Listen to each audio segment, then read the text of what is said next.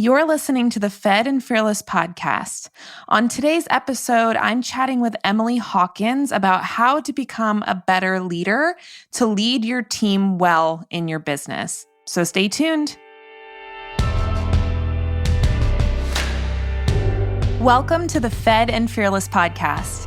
I'm your host, Laura Schoenfeld, a registered dietitian, nutrition business coach, and online entrepreneur with over 10 years of experience in online business. And I'm here to show you everything I've learned about creating a life and a business that nourishes you.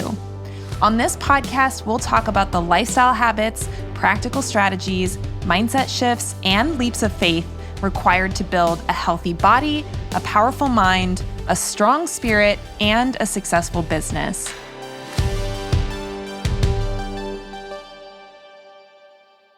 Hey there, welcome back to the Fed and Fearless podcast. I'm your host, Laura Schoenfeld, and we have such a fun guest for you today. It's somebody who I got to meet this year as part of my mastermind that I'm in with my coach, James Wedmore. And there's going to be actually a fair number of guests from that mastermind coming up in the next few months, particularly as I'm about to go on my maternity leave.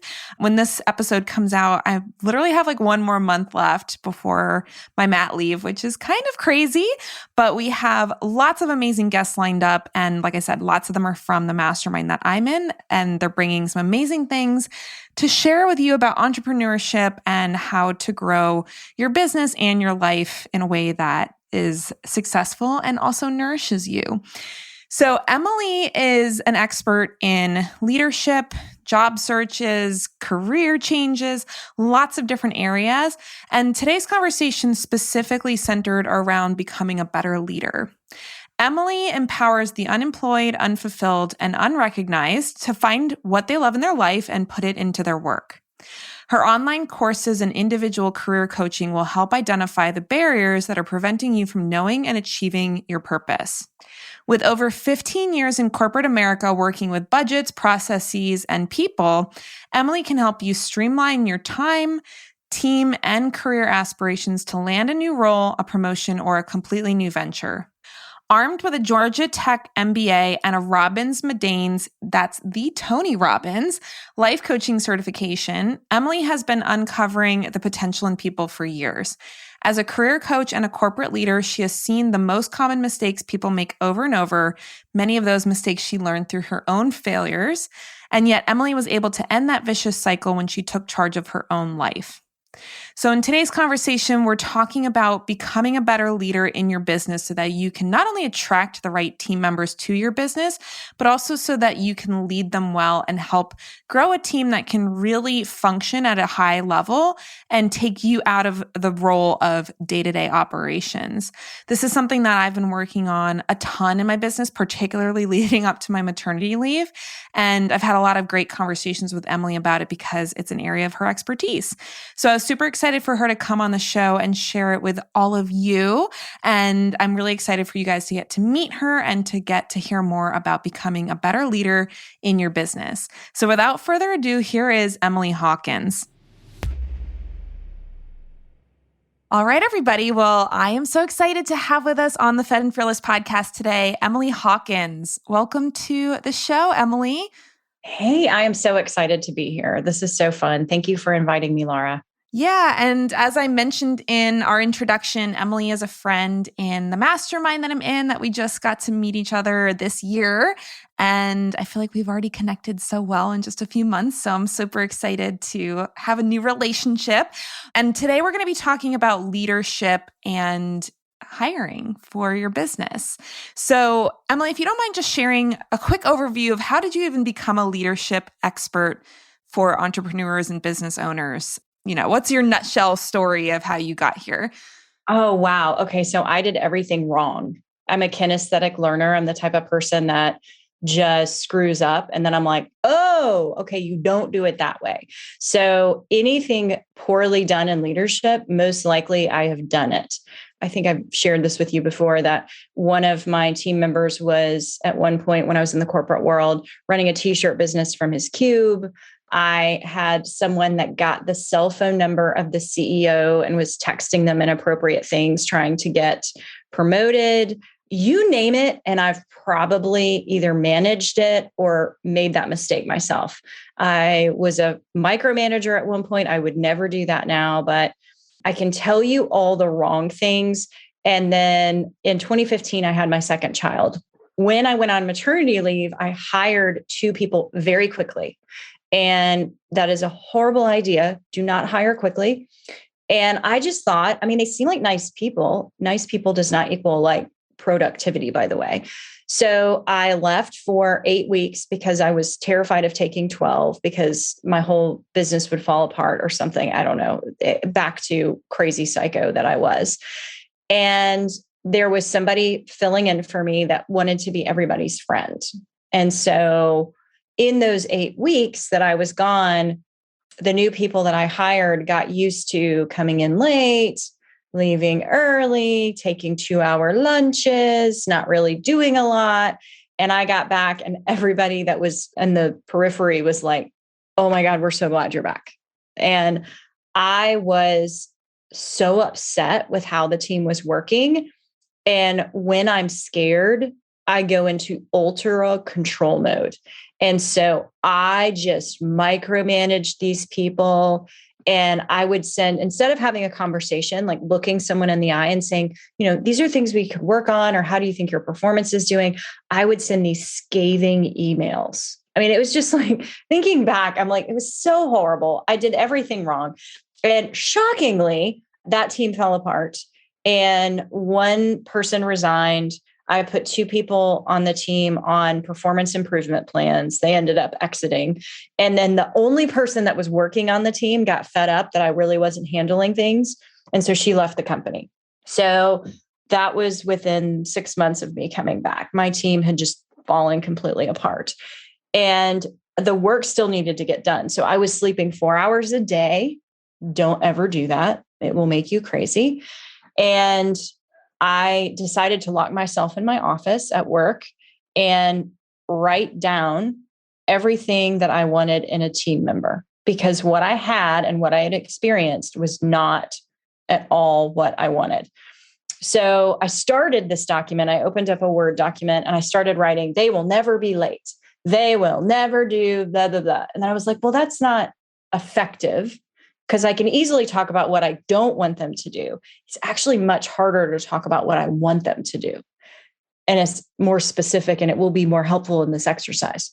So I deleted everything out. And then I just started flowing with conversations we would have, what they would be excited about, and, what kind of information they would be putting together. And just it ended up this 2 pages of just, oh my gosh, I'm so excited about this mythical person. And then I looked at the document and I thought, okay, if this person shows up or these people show up, because I needed multiple people, who's going to lead them? Because it's not going to be the person that I am right now. If it is, I'm going to be right back where I am right now. I'm going to burn these people out and I'm just going to have a revolving door. And so I decided to step up and take 100% ownership of everything that was going on. I, at that point, was blaming everyone else, right? Like, why can't I find good people? Why is everybody this way? And then I realized, oh, well, I can change me. And also, by the way, in that same year when all this drama was unfolding, I started reading books, listening to audiobooks, but also getting like physical books at the library. There was a hold shelf dedicated to me at the library. Very special. It's such a great way to get to partially read books and then realize they're not the right ones for you. So that's mainly why I did that.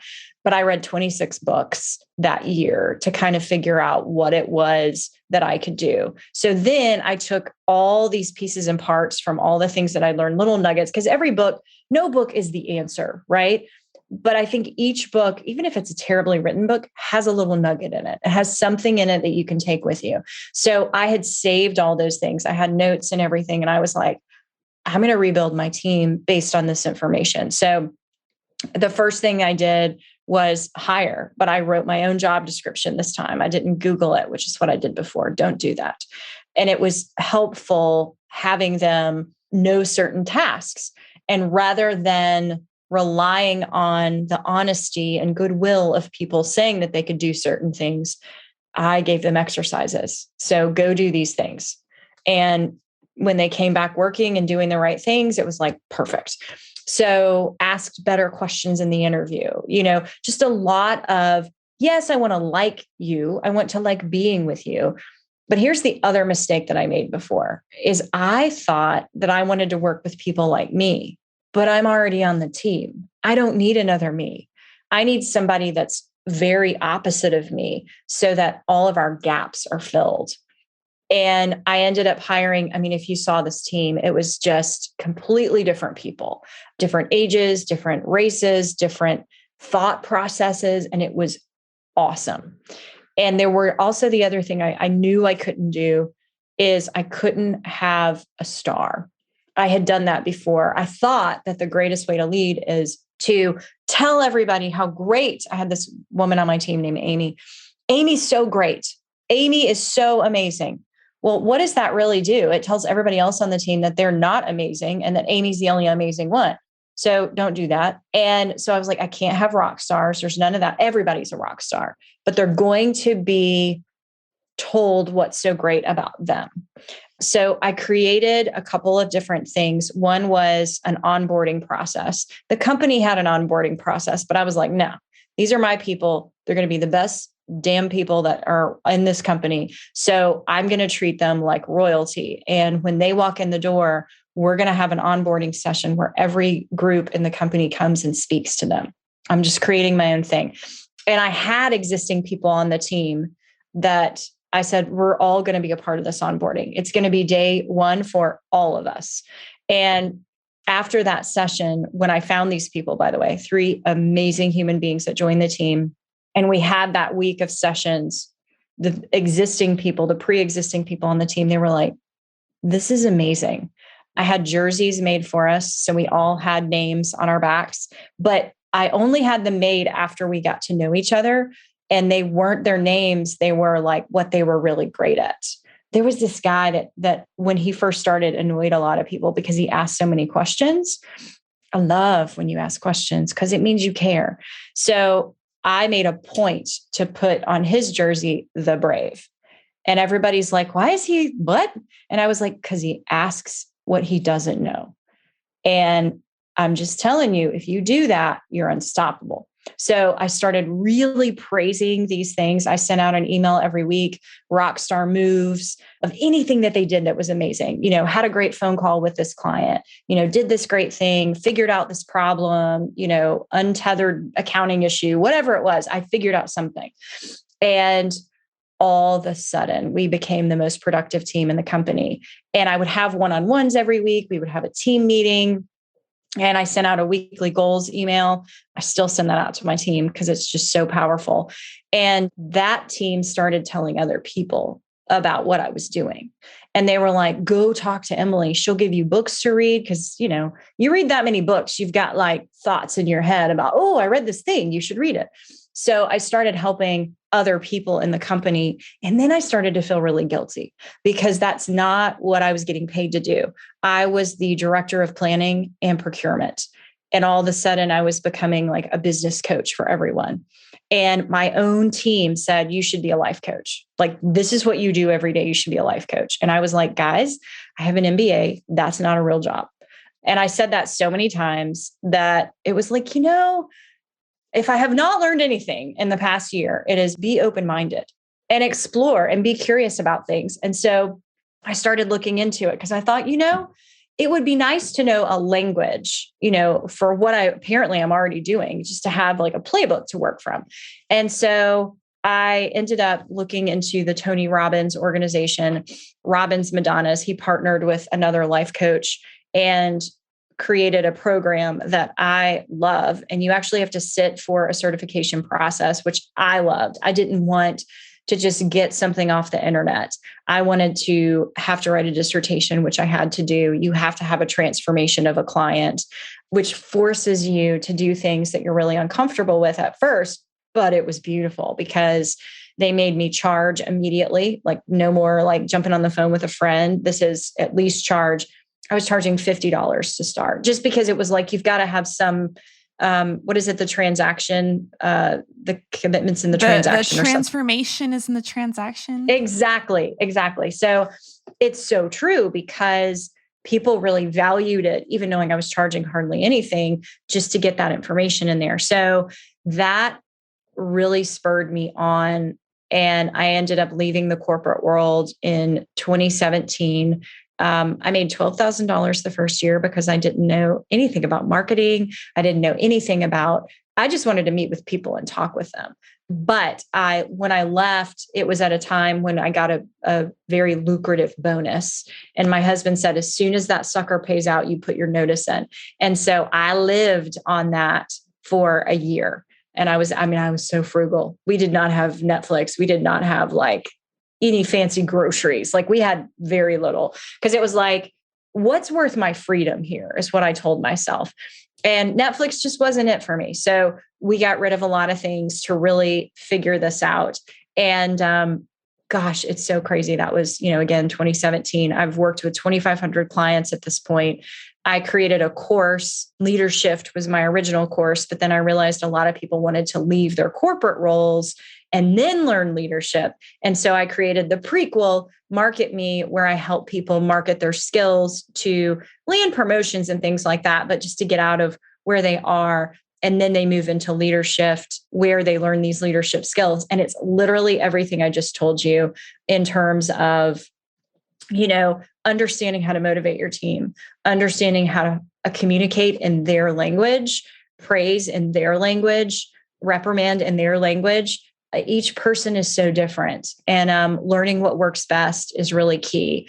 And so I'm super proud of the team that I have as well. I've been able to hire people, and they're amazing women. I've got 2 women on my team right now, about to hire a third.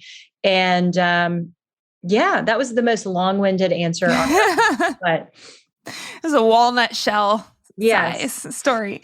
And I'm curious, you might have already explained this, but you were talking about the process of learning how to be a better leader and realizing that it wasn't just about looking for the right person. It was about who were you being. So were there any specific ways that you felt you had to change? And you might have already explained this, so if I'm being redundant here, let me know. Was there anything about how you operated or how you showed up every day, or, things about your personality that had to be, I don't want to say changed, because I don't really believe that we ever can really ultimately change our personalities, but we can learn how to, soften things that are maybe a little hard, or be a little bit more direct in areas that, maybe we want to beat things around the bush. Like there's ways that we can, as our mutual friend Alex Paolo says, transcend our personalities. So is there something that you felt like had to change about you and the way that you were showing up every day that allowed you to attract and lead the people that you were working with? I would say the biggest change was I felt like the word leader and like leadership just sounds so like grandiose and like, okay, everybody come follow me. And so I'm the leader, so I'm going to do all the talking. That was originally my thought process. And it's so backwards. And so I learned very quickly that the first thing I needed to do was talk, but in questions. Ask questions and then shut my mouth and use the 2 ears I was given to listen to what was needed. What information do you need? What does support look like for you? Did you feel like this week went well? Just asking things and then not saying anything. And something that was hard for me, it's not at this point, but it was hard for me at that point, was silence. Like if you and I sat here, which we're not going to do because it's a podcast and that would be weird for people. But if there was a moment where nobody was talking, that would make me so uncomfortable previously that I would have to fill it with something because, there can't be silence. But now I've learned that's where the magic happens, because sometimes we need just a little bit of space to breathe and let our minds kind of think a little bit. And being with someone in that process is really key. And letting them know, we hire for hares, but we really need tortoises. And what I mean by that is we're looking for people that can do things real fast and everything's got to be fast, except you and I both know that if you're going to do anything, you've got to think through it. And if you're going to think through it, that's not something you're going to create in an hour. You can create, you can throw some stuff on a page and kind of get it together. But if you want it to be done well, it's going to take time. And so we really shouldn't be more tortoises, not to the point of like, I'll get it to you next week and then not. And that leads me to my next point. I needed to be in integrity with my team.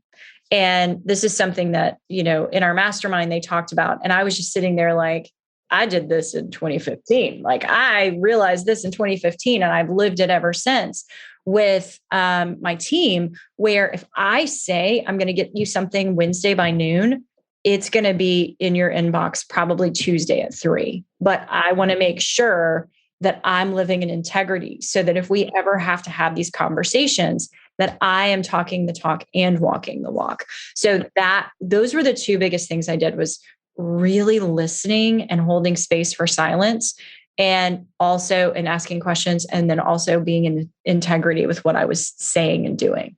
Mm-hmm.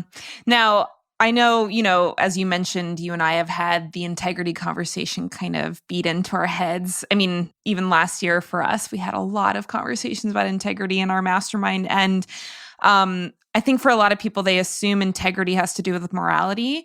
So how do you define integrity when it comes to the work that you're doing and how you're showing up as a leader in your business?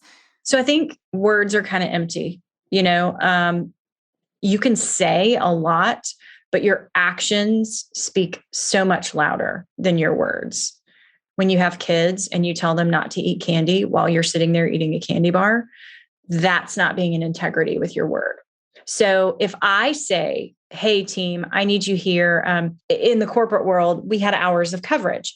And I was actually managing people in 2 different offices. So there was the Atlanta team, and then there was the Chicago team, which was beautiful because we had more hours of coverage that way. And we were managing a cell phone inventory. If people don't have a cell phone, the world's ending. So coverage was important. So when somebody came late to work, all of a sudden that coverage that we said we would have wasn't there anymore. And it affected a lot of teams. So it was very important that we had those hours of coverage. But if I'm going to say something like that, I better be in the office when I say I'm going to be in the office. And another thing that was really important to me as well was vacation time. I was totally okay with people taking vacation. I mean, we have lives, but I needed some notice. Well, even knowing these people, I didn't report to them in a way I did. And so I would give them 2 weeks notice, just like I would expect them to give to me, so that they knew where I was, what I was doing, when I was going to be out, what was going to be at play. I treated them like they were my boss because that's how I wanted them to treat me. So that's what integrity is to me, is not just saying, do these things, but actually living and doing them. And that was really hard at first, by the way. Yeah. I mean, it's funny. I'll notice sometimes one of the things I don't struggle with it in the sense that it like creates this massive problem, but sometimes I'll show up for a meeting like a minute late or something. And again, 1 minute's probably not going to make any difference. Even like our meetings are on Zoom. So it's like, sometimes it takes a minute for Zoom to even connect. So it's not like I'm being like neurotic about, you have to like be on Zoom at the dot. But I like, especially as I've been a little bit like slower with, life in general, being pregnant, I just find myself like being like, oh, like starting the Zoom call at 1 after or something. And again, not probably making a huge impact on the actual like meeting itself, but because of how that integrity conversation has been brought up in our, in our circle, I notice like when I'm doing that, I'm like, why is that? Like, why do I show up 1 minute late? Like 1 minute is kind of a weird amount of time to show up. And so it's one of these things where you just start to notice, like when you start actually thinking about it and paying attention to it, you just notice when you are doing things that are even like microscopically out of integrity, right? And so it's because I tend to be the kind of person that like, I don't make promises that I don't like fulfill on. So the big integrity things I don't struggle with, but it's those little like, oh, I said I would work on this today and I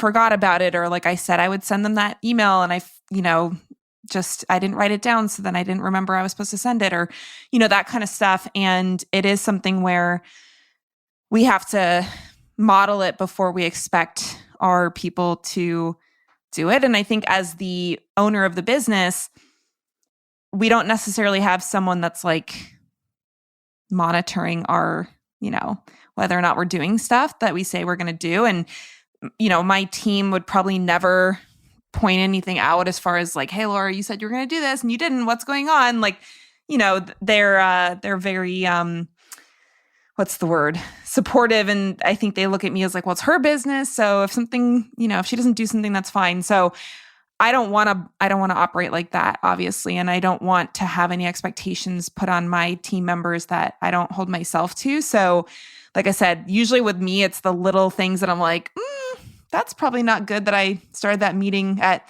31 after instead of 30 after. But it's hard because it's like, I don't know. It's one of these things where you don't want to be like neurotic and anal about stuff and like make everyone feel stressed. But then you also don't want it to be like, no, nobody has to do what they said they were going to do, and people are waiting on things and not sure if something's going to get done, because that creates honestly more stress, I think, for people than being like, I have to get to that meeting on time kind of thing.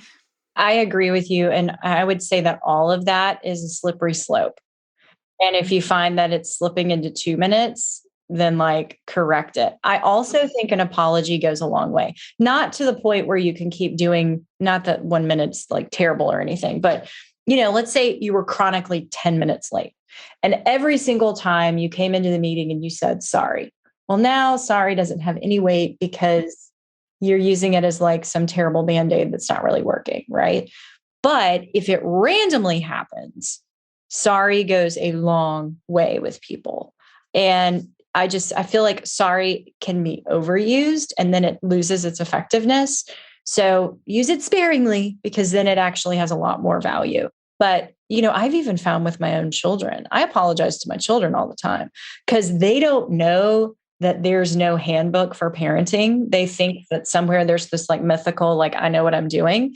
And I will apologize to them like, I did not make a good decision there. And what I find funny is we have a rule of, I'm sure you've heard of 100% accountability, where you take 100% accountability for any situation, because honestly, everybody has some part of the situation, right? And I've noticed that my children also are really good at when I take accountability and I say, guys, I'm so sorry because of blah, blah, blah. Then my 7-year-old will chime in and be like, you know what? And I'm sorry because blah, blah, blah. And then he takes ownership for something. And then my 10-year-old takes ownership. And I'm like, this is awesome. And so it really makes a difference, not just saying I'm sorry, but also saying like exactly what your choice was there and how it wasn't a great choice. Just modeling that, Yeah. Well, and I think that brings up an interesting point about the whole idea of communicating in general, because I think one of the things that a lot of people struggle with, especially when hiring, is adequate communication.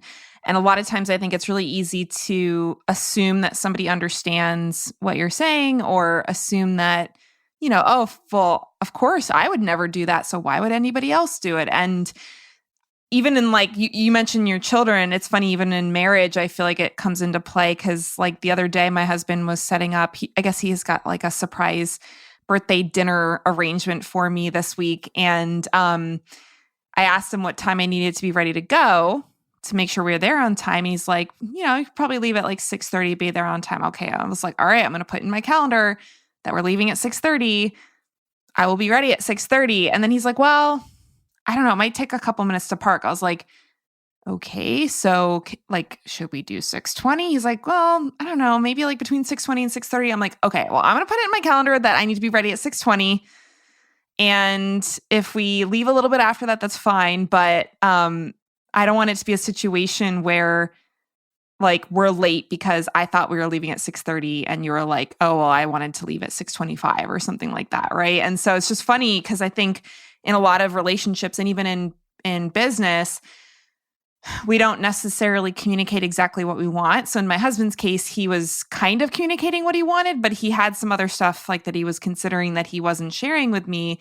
And, it could have, not that, again, probably wouldn't have been a huge deal, but I think it's really easy to have that misunderstanding of communication and to not communicate in an effective way that other people understand what you're asking or what you're wanting or, what kind of questions you're asking. So that's been an interesting experience for me to learn how to communicate with more detail and to never assume that somebody really gets what I'm talking about, because I think it's really easy we know what we're trying to say and we know what we want and that kind of thing. But then we're like, well, why didn't the person do what I wanted? I thought I explained it to them. And when you actually think about the way that you communicated it, it's like, oh, well, I didn't give the level of detail that maybe would have been helpful for that person to actually understand what I was asking for. And so for me, I think a lot of the communication piece has been helpful in both, again, business and relationships, because I think we're all prone to this where we understand it in our own heads. So we think we're explaining it in a way that somebody else understands it. And even mentioning you're mentioning your learning style back in the, way beginning of the interview, even understanding that people need different communication styles to understand what you're talking about, and not like you could say one thing to someone that they get it right away and someone else may not. And just learning like, wow, people are so different. And just because something's the way I like to communicate doesn't mean it's actually landing the way I want it to. So any thoughts about learning how to communicate more effectively with team members, especially when they are not exactly like you? 100%. So I was looking on my phone because I actually keep this in the notes of my phone. It is something I go back to over and over and over again. And it's 7 essential questions. If you are going to need to have a hard conversation, or you just feel like you're not on the same page as someone, these 7 questions are freaking game changers. And when you hear them, you're going to laugh. When you use them, you will be awestruck. They are just so effective. So the first one is, what's on your mind? You will be shocked at what's on your mind, not how are you, because how are you, we've been programmed to be like, I'm fine. I hate the word fine. It tells me nothing. Unless you have baby fine hair, don't use the word fine. It's it's just an overused word. So when you start with what's on your mind, you get such richer context as to where that person is, what they're doing. And the next question is, and what else? And you'll be shocked again by there will be more. Have you ever seen that picture of the iceberg where it's like the iceberg's at the top and then the bottom of the iceberg, it's like giant in the ground? That is what and what else does. It starts to get at the bottom and that base of the iceberg that's just like, oh, there's so much more here. And then you start to understand what's going on with this person. So the third question is, what's the real challenge here for you? And it could be, time related. I know I had this hard conversation last year with an employee where she had the best intentions, but she just could not estimate time to save her life. And by the way, people in general are terrible time estimators. We just are like, oh, this will take me 5 minutes, 30 minutes later, right? So with that, she had all these great ideas and she'd be like, I'm going to get this and this and this and this done today. And I'm like, isn't your son at like the place today where he's only there for 3 hours? So you've really only got 3 hours to work and you're going to get all of those tasks done. So having this conversation with her helped her kind of level set. I don't need you to boil the ocean today. Like, let's pick a task. So then the next one is, what do you want? And it seems so easy. Like I said, none of these questions are like intense or hard.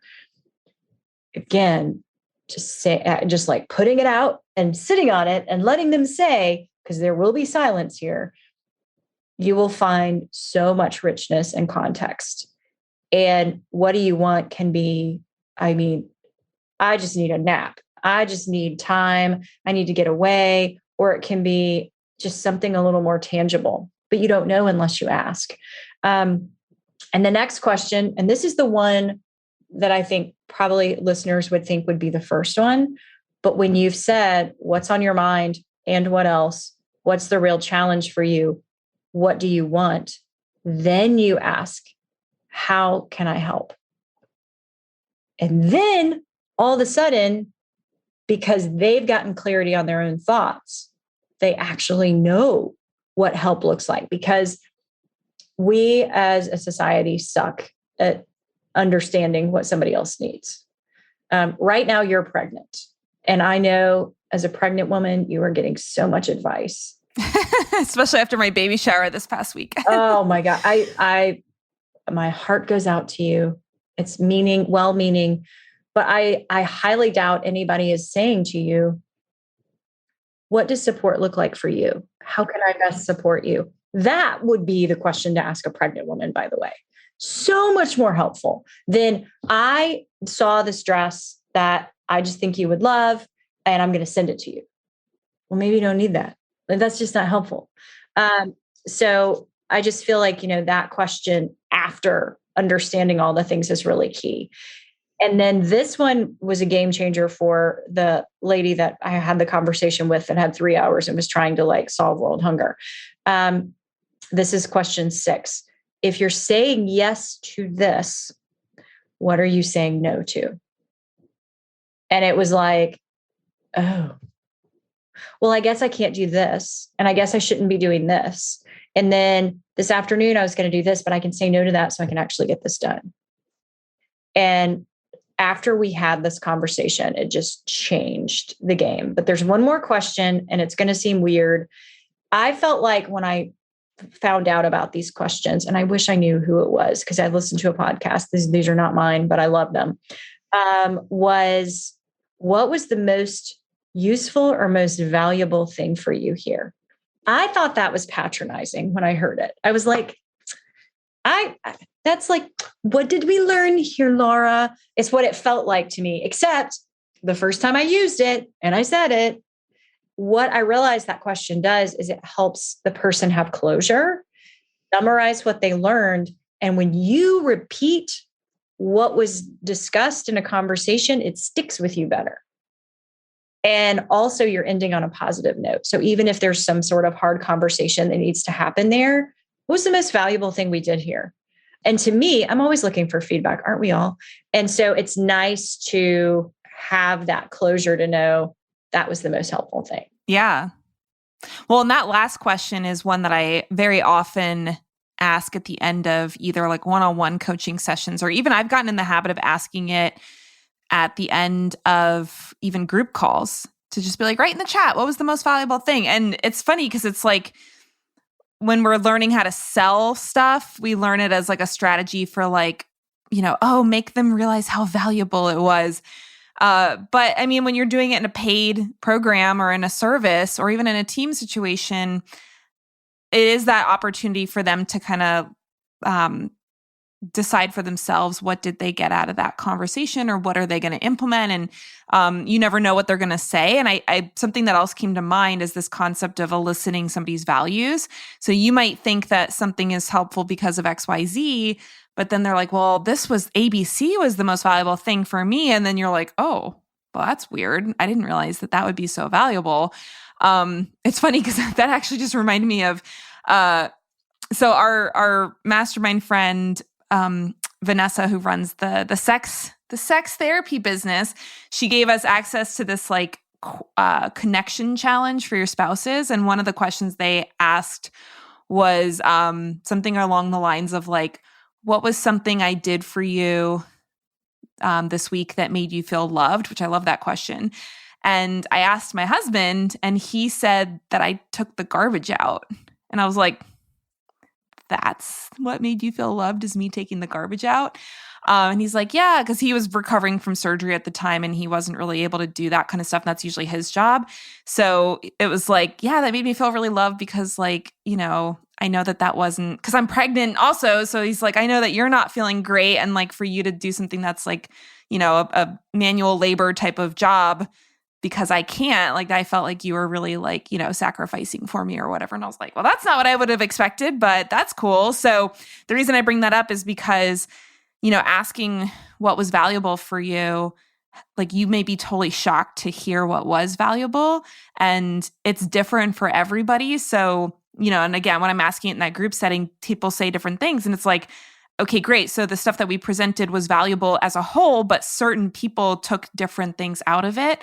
And now I can get to know that person better and understand, like, well, what do they find valuable? What's really a game changer for them? So I think in the team setting, that question can definitely help you learn your team members even better and understand like what helps them experience value, because I do think everybody has a different experience, and you could have the exact same conversation with different people and they're going to get different value out of it. So true. Oh my gosh, I couldn't agree more. And my husband and I are polar opposites in the love languages. He is also acts of service, like hardcore. And I am the words of affirmation and all of that. And exactly what you said, I learned from my team what they like besides money. I mean, you throw money at people on your team, that's always a win, right? But like, you can't just always do that.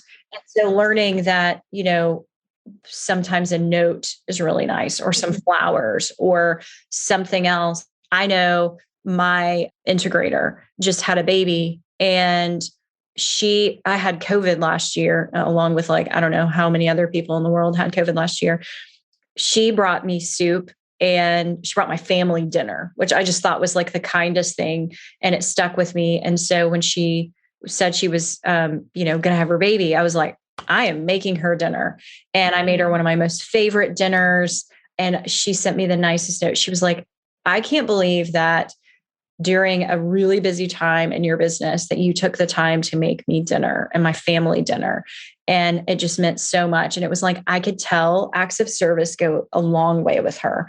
And she's a phenomenal person. And so I'm like, yes, of course, because you are incredibly valuable. And I have a lot of energy right now, nervous energy around this launch. So there's that too. And she laughed. She was like, yes, of course. But I was like, I mean, hey, have a baby when we do this again. She's like, I'm not having any more kids. But it really does make a difference when you understand how your team functions. I have my team members fill out Google form, super easy, of what do you like?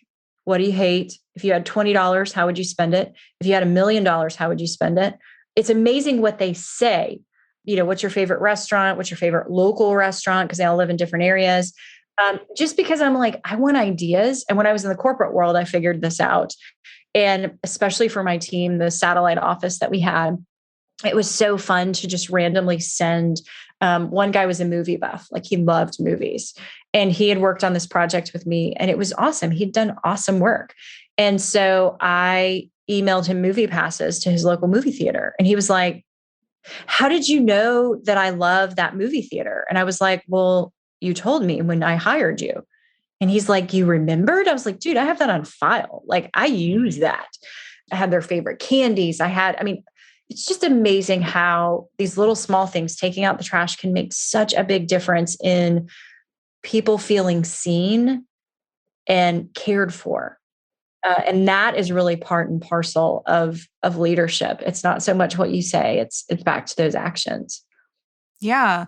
Well, and I feel like a lot of times when you're learning about hiring and team building, you're so focused on like the job description and the training and the processes and that kind of thing. And I think all of that's important, right? I mean, it's like you can't just have good relationships. You need to have some level of structure in the business if you want to have a functional team.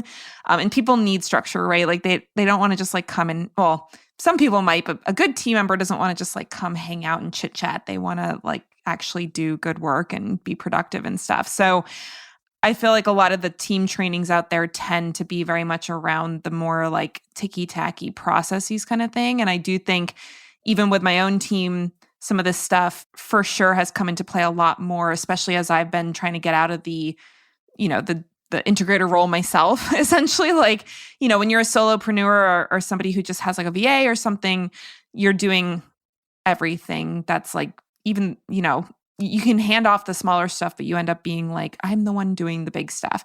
So this year for us, it's been really interesting because I've been starting to pass off stuff that is like, oh, actually, that's a bigger thing for this person. And I do feel like the communication and the relationships and making sure you're continuously, reminding people of the value that they're bringing. And my team doesn't like necessarily seem to be super money motivated, which is good. Like obviously, if somebody just is there for a paycheck, they might leave for a job just because they get paid an extra few bucks an hour, right? So, and of course I want to compensate them well, but also they are motivated by the work, right? And what they're doing and the contribution that they're making. So just remembering to make that part of it and to have those conversations and to remind them of like the impact they're having. It's something that you don't necessarily get taught in a lot of programs. Team building in general is not something that gets taught in a lot of programs, but being able to show up as an effective leader that is so much more than just how to instruct people on their job, right? I feel like that's something that a lot of people, we don't get taught it. And then a lot of times people are afraid to mess up. So then they like shy away from even doing it. So instead of trying to learn how to be the leader, they stay stuck in that role of like, well, I'm just going to do it because it's more comfortable or safer for me to do it myself than to hand it off and then deal with the potential consequence of somebody not doing it the way it needs to be done. So I've been really grateful. I mean, as challenging as it's been to be pregnant and be an entrepreneur, it's been something that kind of forced me to take a lot bigger risks in leadership and handing things off and delegating and like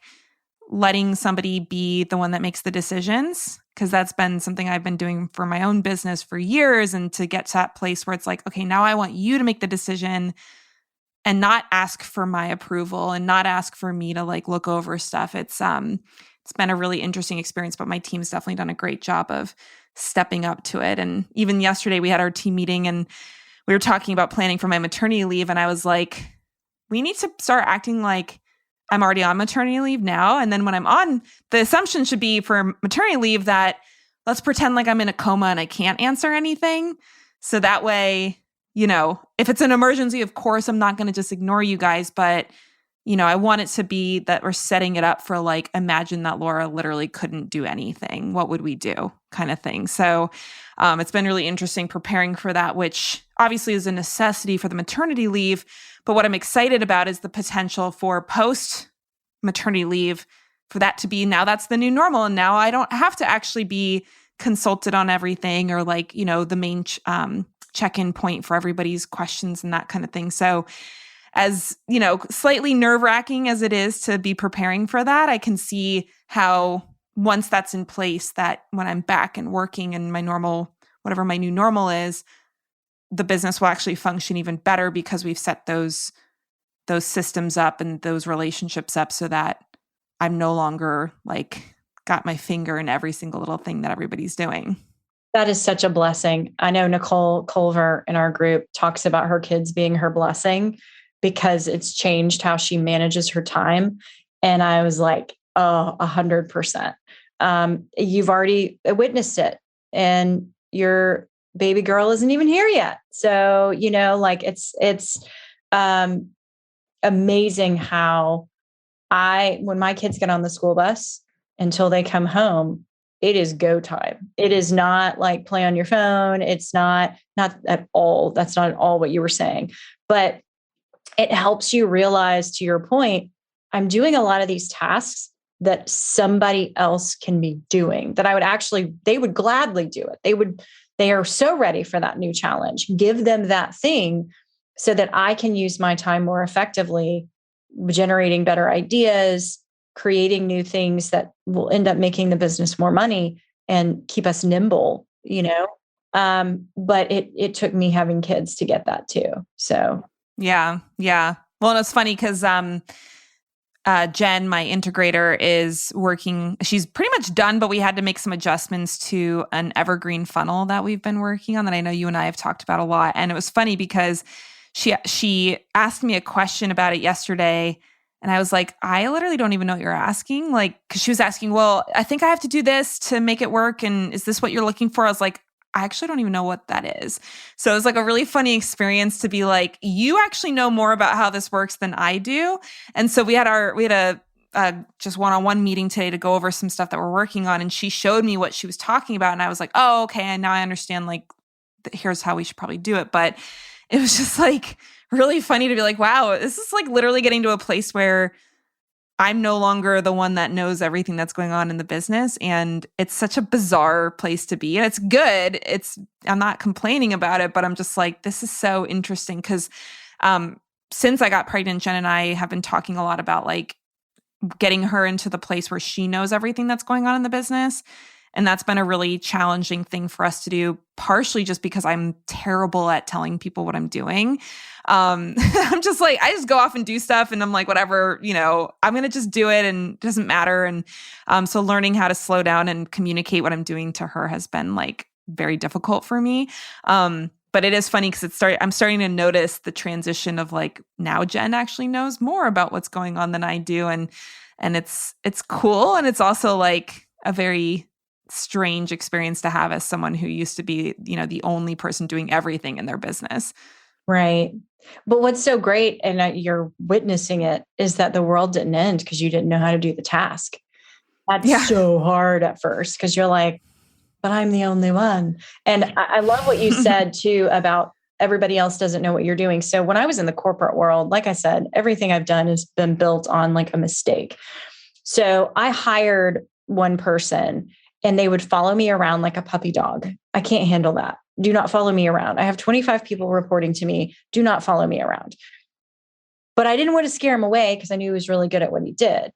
And so I thought, how can I change? How can I shift so that he understands without me being like, I'm really important, right? Because that's, again, not something you would say to somebody. So I realized he needs to know what I do every day. And so I created this weekly goals email. And in the weekly goals, it's a little like a paragraph, a short 3-4 sentence, don't go more than that, about your feelings about where things are. We're doing great. Maybe we're behind on something, whatever. It's totally fine. Just a little state of the union, but like 3 sentences. Then you talk about the weekly tasks that everyone on the team has, and you start with yourself. And I have record my podcast, create, various posts, but then I've also got how many clients I'm meeting with. I talk about how many resumes I'm reviewing. I give them everything that's going on. Like we have our mastermind this week. I have that on there because I want them to know exactly what's on my plate. And of course, for each of us, we've got a live launch this week. So, that's on there, but there's no point in talking about what we're going to do in 3 weeks when what we're doing this week matters the most.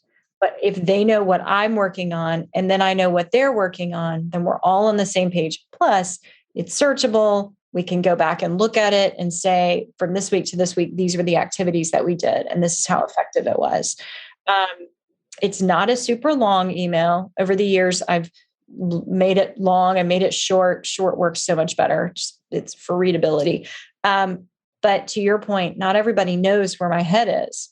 And so I usually write it on Sunday nights when the kids are like playing or something, just because I'm a little more like relaxed. And I'm like, what are we going to accomplish this week? What did we do last week? And it gives me a chance to kind of do a brain dump. And I will do back to that employee that I had where she was trying to boil the ocean. I will start that email boiling the ocean. And then I'm like, okay, let me take this out. That's not going to happen this week. Oh yeah, I've got this. So I've got to take this out. What am I saying no to? Right. And so the list ends up getting a lot more cold in, but then I actually use that all week long to say, what have I done? That way it keeps me personally focused as well. So it's a win on both sides. Yeah, we do something sort of similar. We have our Monday morning team meeting. We all are sharing what our big rocks for the week are. And then we have a channel on our Slack app that's called Team Huddle. And every day, typically in the morning, sometimes like even today, I got a little delayed because I had a really busy morning. But we always share what we're working on each day. And again, it's not like nobody's like, checking on what are they doing or whatever. It's more just, here's what I'm working on. And sometimes what I'll post, like even today, I said, here's the things that I'm doing. And if anyone needs anything from me, just let me know, because I don't have necessarily the whole day scheduled.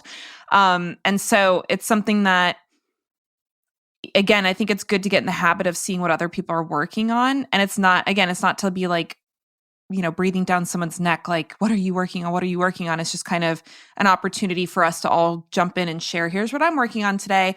And then if there is something that someone needs from someone else on the team, they can say, oh, by the way, Becca, did you happen to get this done? Because I'm going to use that for this. Or I know you were working on this. Do you still need anything from me? Like just kind of that communication to make sure that if anyone needs anything for their task, that we're communicating that. So that seems to have worked pretty well for us so far, just having that quick little daily message of like, what are the big things you're working on today? And that way, everybody kind of gets a sense for what the other team members are doing. But I'm sure we could probably talk another like multiple hours and I'll have to have you back on the show for sure. I know that you have a really awesome program you were mentioning before called the Leader Shift. Is it the Academy? Is that It's the playbook, because it's literally a playbook of everything that I've done. I give you my field guide. And each month I give you a different piece, because as a leader, if I gave you a giant Bible to read, there's a good chance you're not going to read it. So I do one small task a month, a little thing to ease your tasks. But it also comes with a communication bundle. So not only do you learn a strategy, but then you also get, maybe it's an email template, or maybe it's 1 month I did SOPs, how to create SOPs. And then last month I actually did my weekly goals. So I gave everyone the template to those weekly goals, and that was part of the communication bundle. And next month we're actually doing how to give effective presentations. So I'm giving them a presentation bundle: simplify, clarify, focus. So it's meant to be something that you can do very easily, along with being an actual leader and managing a day job. Whether it be you're an entrepreneur or not, doesn't matter. It's just about being able to effectively do those things and learn. So yeah. Awesome. So we'll link to that in the show notes. And I think you said it's on a wait list right now. It is on a wait list, and doors will open very soon. So get on the wait list and then you will get notified. There's some special things in there as well where you can get access to some of the old lessons that I was just mentioning. So just because I've published those in months past, you still get the opportunity to see those. Awesome. So we'll link to the information about the Leader Shift program in the show notes for this episode. And Emily, it's been so awesome to get to chat with you and just hear a little bit more about how you've gone through the process of becoming a better leader. And like I said, I know it's something that both of us are consistently working on. I'm not sure if anyone ever gets to a place where they're like, I'm done and I'm the perfect leader. So I hope that our listeners today got some nuggets of wisdom about how to become better leaders in their businesses, whether they have a team or they want to have a team. I think it's really good to know this stuff going into team building, because it's like, if you started off on the wrong foot, it can be a lot harder to fix than if you go in with the expectation of like communication and, regular check-ins and learning your team members' needs and desires and core values and that kind of thing. So I hope that anyone who's planning on growing a team or currently growing a team will get a lot of value from our conversation today. Awesome. Thank you so much for having me. Yeah, and thanks for hanging out with us, everyone. We will see you here next week on the Fed and Fearless podcast. Take care. Are you a health and wellness entrepreneur looking to grow an audience of people who will actually buy your programs and services?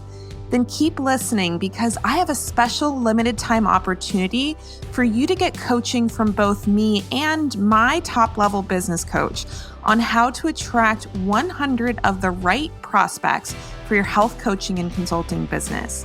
If you're looking to build a profitable and sustainable health business, it doesn't matter if you have a brick and mortar practice or an online business or even a combination of both.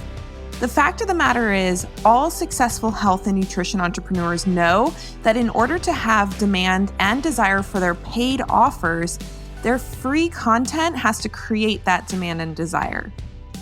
But unfortunately for most, they go about this process backwards. And no matter how big or small their list size, they hear crickets every time they try to sell something to anyone. I've been there myself and I get it. It's beyond frustrating. But what if I told you that there was a surefire way of building an audience who not only craves your content, but literally begs you for it? And that all the hard work that you put in can actually start paying off with sales and new clients? And what if I also told you that you only need 100 subscribers on your email list to make it happen? Inside this free training from my expert coach, James Wedmore, you'll discover why traditional list building strategies don't work, and they just leave you spending months creating a bunch of free content that no one ever sees, or worse, attracts leads that never want to invest with you as their coach or consultant.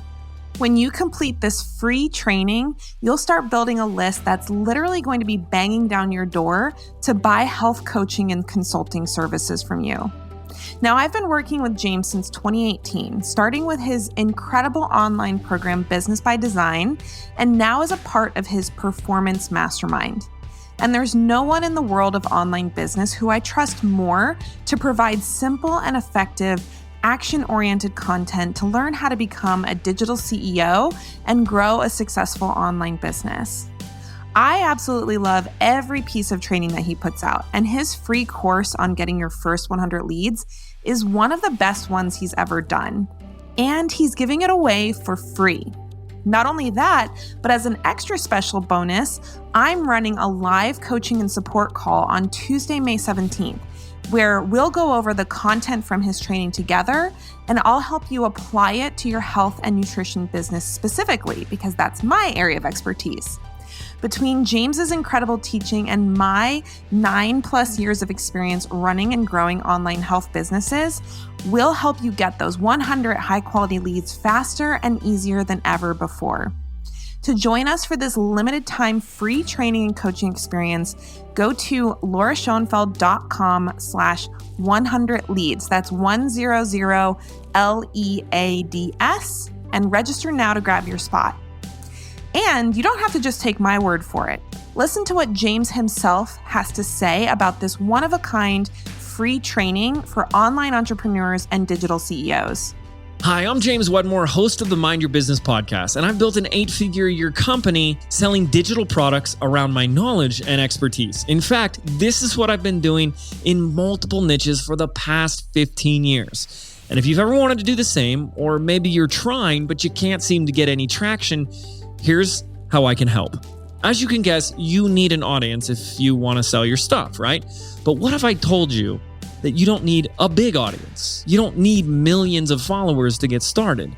In fact, we see that it's with just your first 100 leads where you really start getting some momentum. I mean, think about it. Imagine that you're on the stage of a room filled with just 100 people in that audience right now. That's a lot of people. You don't think that a few of them would walk up to you after your talk and ask, "Hey, how can I keep working with you?" Of course they would. And that's why I created your first 100 leads. It's a 14-video step-by-step training mini course that walks you through exactly how to get your first 100 leads fast. And the feedback and results from this free program have been amazing. Diane Shepard said, "This is one of the best trainings I've ever taken." Jake Curry said, "We have had 753 people sign up for this free training. Are you kidding me?" Dan Netting said, "I'm currently going through the first 100 leads training, and James, I gotta say, it's brilliant. This training is A to Z complete, and the best part is it's absolutely free." To get instant access, simply click the link in the show notes of this episode. Thanks so much, and I'll see you there. So now you know everything you need to get started with this free training on how to get your first 100 leads for your business. We only run this joint free training once a year, so now is the time to join and learn everything you need to know about building a list of qualified health and wellness clients quickly so you can have the profitable and successful online health business of your dreams. Go to lauraschoenfeld.com/100 LEADS and register now, and I'll see you on our bonus coaching call.